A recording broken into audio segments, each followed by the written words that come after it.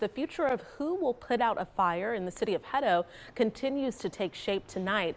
About a month ago, we told you about the city's plans to build a city-owned fire station, creating its own department. It's a move that caught the agency currently serving the community off guard.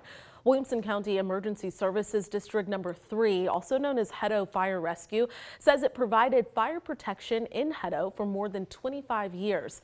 And tonight, council members are set to discuss what those plans could look like moving forward. Reporter Kevin Bosker has the latest.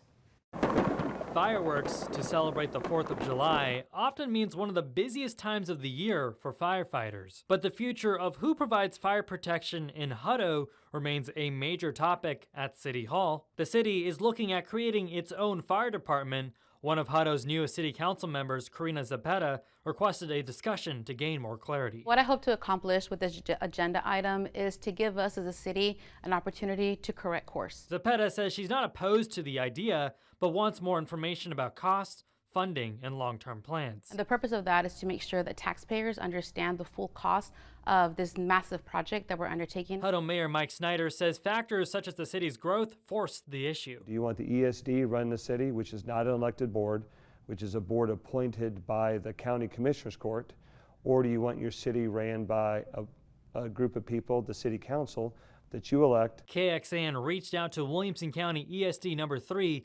They told us they have, quote, not received a formal proposal from the city of Hutto detailing how a city-operated fire station would be staffed, funded, implemented, or integrated with the current ESD operations. For that reason, it would not be responsible for the district to speculate. My vision would be that everything is exactly the same as it is today, only the paychecks of the employees, the firefighters and men and women, they come from the city of Hutto and not from the ESD. For that to happen, the city says they would first need to prove that they can provide the same level of fire protection as the ESD, which can potentially lead to a de-annexation. I hope to get to a point where the ESD looks back and says, you know what, how do we work collaboratively together?